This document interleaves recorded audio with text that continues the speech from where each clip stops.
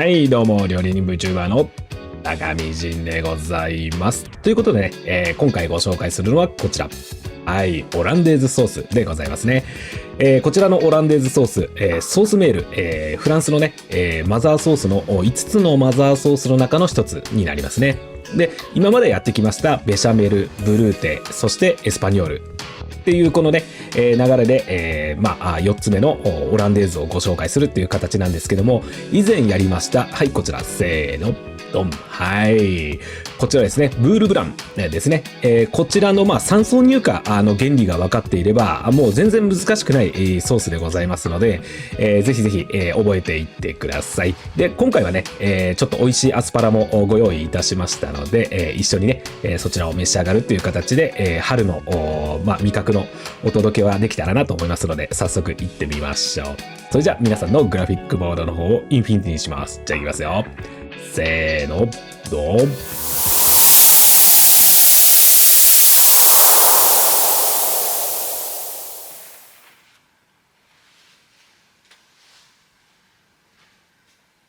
い、材料です。こちらすましバター用のバターです。全部は使いません。はい。で、こちらオランデーズ用の卵黄ですね。で、こちらがお酢ですね。もう小鍋に入れてあります。で、こちらミニョネット。もうこちらもね、使っちゃいますので入れちゃいます。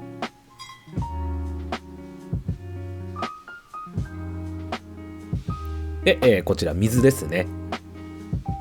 で、こちらがレモン汁になります。で、こちらが、ウフポシェ用の卵と白ワインビネガーで、こちらがアスパラですね。で、こちらがさぬきの目覚めというアスパラですね。で、こちら岩塩ですね。ホワイトロックになります。で、こちらさぬきの目覚めなんですけども、香川県のですね農業試験場の方で、開発された、オリジナルのアスパラガスになりますね。では、すましバターいきましょう。まず沸いたお湯ですね。ここにバターをねこんな感じで入れて、あとは放置ですね。で、溶けましたらこの上澄みを取っていきます。で、こんな感じでね、上澄みをすくってこしていきます。ペーパーかました方が綺麗にいきますのでね。で、こんな感じで、クラリフェの方とあと乳成分の方、こちらね、2つに分けておきました。で、まず、先ほどね、小鍋に分けたこのビネガーとミニョネットですね。こちらですね、ちょっと軽く火に当てます。ミニョネットの香りがすれば OK です。こんな感じで軽く沸騰させてあげて、ミニョネットの香りが立ってきたなと思ったら、もうそこで止めていただいて OK です。で、これはもうね、常温で置いて冷ましておいてください。で、冷めましたらそれをボウルに入れましょう。で、お水入れます。で、卵黄を入れます。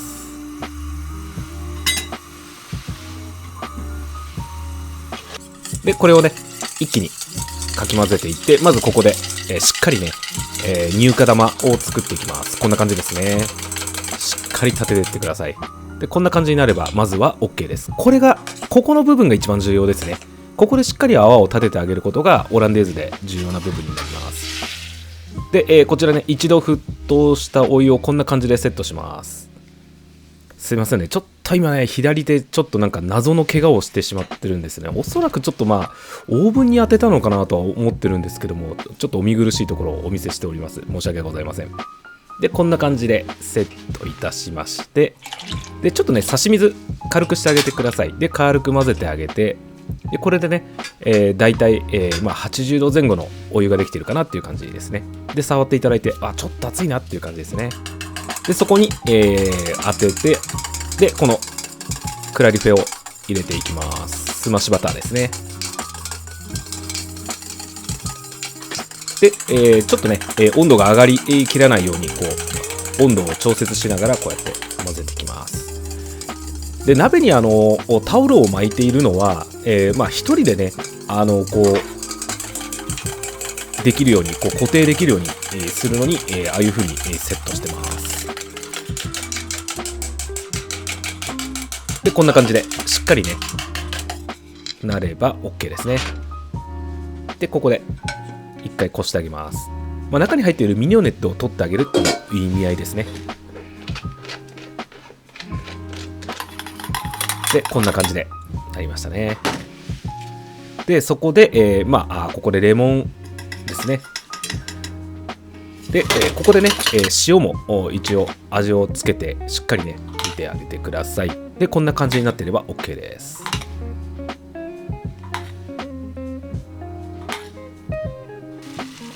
では一度こちらね、ウフポシェなんですけども、お湯を沸かしたところにビネグレット軽くで大丈夫です。入れていただいて、で、もうそこで火を止めちゃいます。もう今これ完全に止まってますね。そしたらこの鍋のですね、外周部分をよーくぐるぐるぐるっと回していただいて、中央に渦ができるまで回してあげてください。で、渦ができましたらそこに放り込んであげれば、あとはここで4分ほど放置いたします。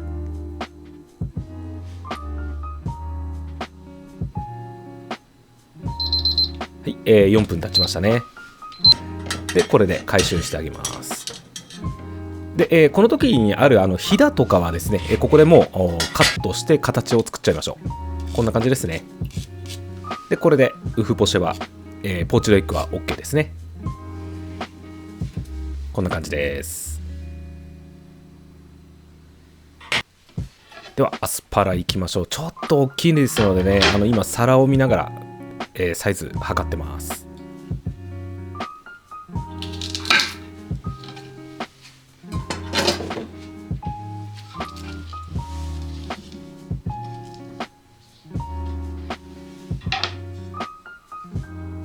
こんな感じのイメージだなっていう感じで今皿と合わせましたね。で、ここの袴の部分なんですけども、こういったシャトーナイフっていうものがありまして、でこれがね結構引っ掛けやすいですので、こうやってペロッとこう取っていく感じなんですよね。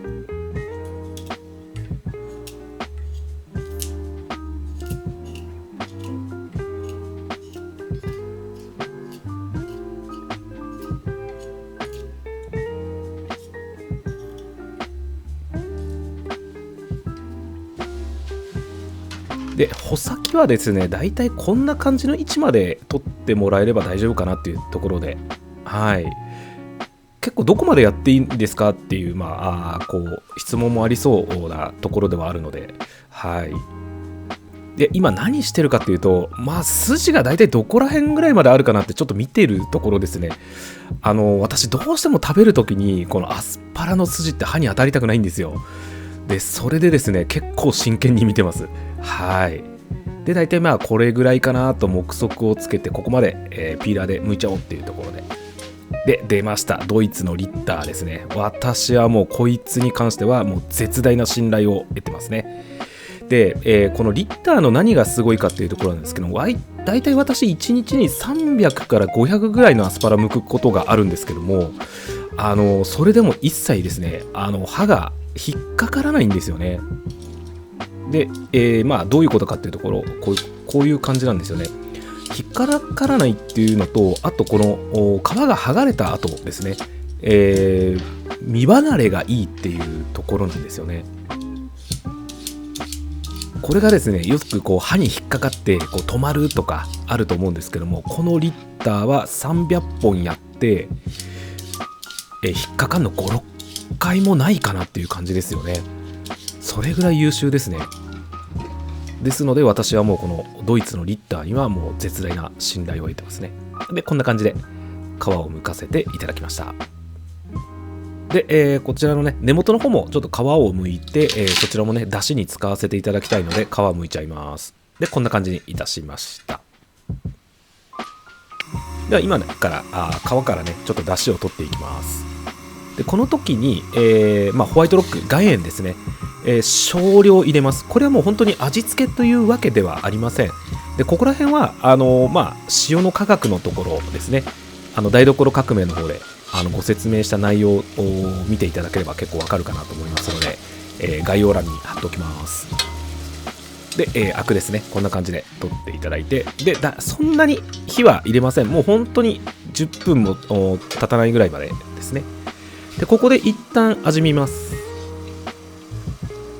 でちょっと塩が薄いなと思ったので、ここでさらにホワイトロックを追加していきます。でこの時の塩加減は、塩味するなぐらいまでで大丈夫です。それぐらいで大丈夫です。で、ちゃんとねここで味を再度確認して、で一回完全に沸かします。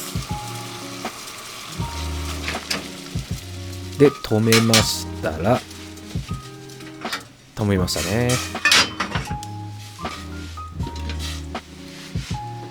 でここでアスパラを入れていきます。ちょっとねやっぱ大きいですので、ここから3分入れていきます。火を止めたままで大丈夫です。で3分経ちました。はい、こちらねアスパラが太いので3分なんですけども、よくスーパーで売ってるような細いやつですとだいたい1分から1分半ぐらいで様子見てますね。今ちょっと硬さ見てますね。大丈夫ですね。もうこれで火は入ってますので、一回ちょっと色止めで、粗熱取ります。でこちらのね、茹で汁は緊急で冷やします。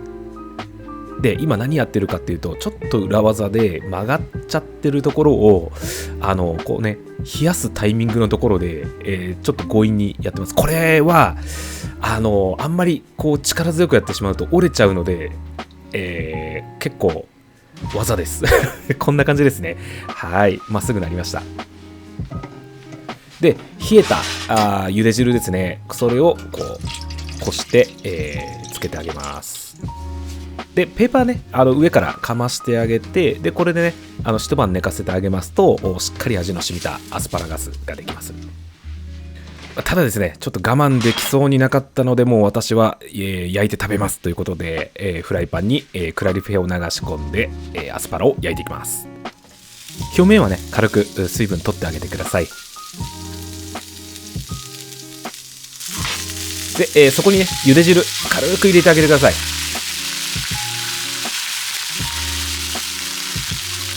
いい感じで色ついてきましたね。でそうしましたら、今度このバターのこの乳成分の方ですね、こちらクラリフェ作った時に余った方なんですけども、これ入れていきます。これの中にですね、乳糖とかいろいろこう入ってますので、キャラメリゼしてあげますといいね香りがつきます。で、かつですね、コク深い味になりますので、しっかりねここはバターの色をつけてあげてください。これで OK ですね。ではドレスです。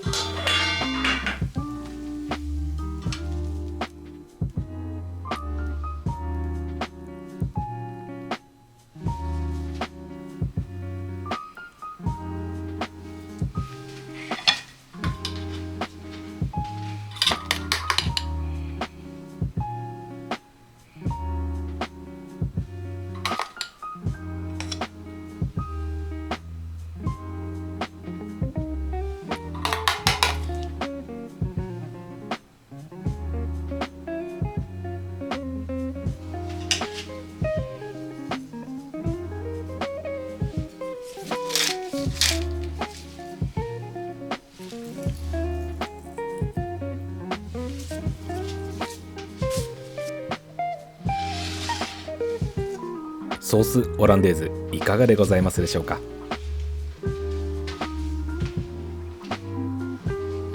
では実食です。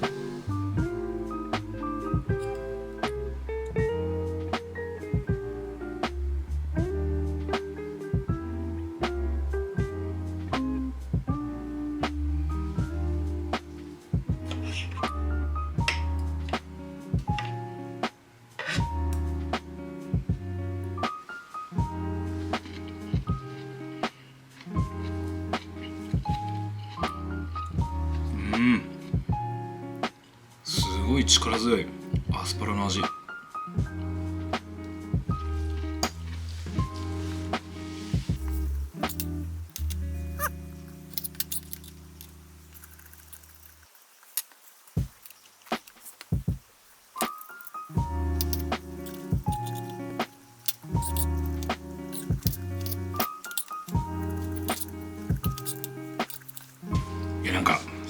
ぼんで食べちゃいましたね。やっぱりアスパラ、このアスパラめちゃくちゃうまいですね。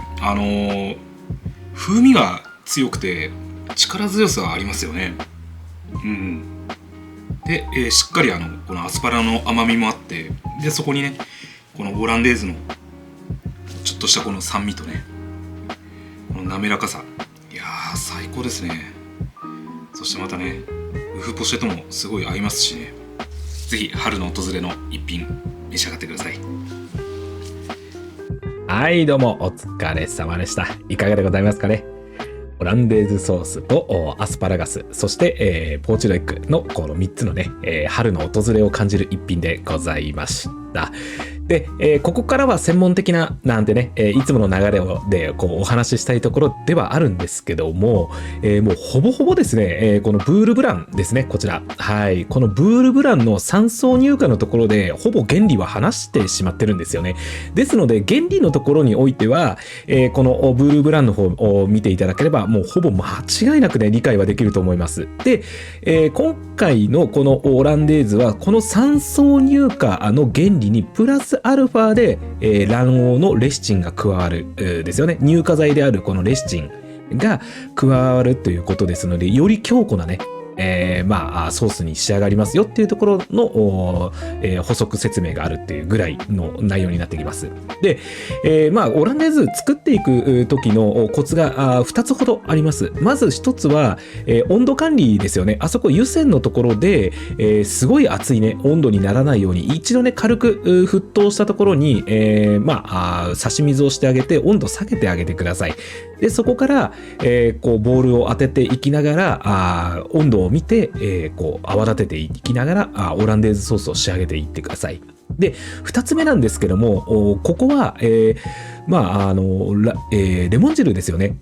これは割と私はしっかり入れてます。というのが、オランデーズは結構ふわっとしたねソースになりますので、ここでね、こうレモン汁をしっかり効かせてあげるのと、あと塩もですね、やや効かせ気味の味わいにしてます。そうすると、ポーチドエッグとこうアスパラガス非常に美味しく召し上がれますので、ぜひぜひ、お試しいただければなと思っております。はい。オランデーズね、他にもいろいろね、料理に、発展していったりとか、あと、他のね、ソースに発展していったりするソースだったりしますので、またね、機会があったらいろいろご紹介したいなと思っておりますので、お楽しみにいただければなと思っております。皆さん、アスパラどうやって食べるのが好きですか？私はやっぱり定番のベーコン巻きが一番ですよね。もしね、皆さん好きなアスパラの食べ方ありましたら、ぜひぜひコメント欄の方にお書きください。それじゃあまた次の動画でお会いしましょう。またね。バイバイ。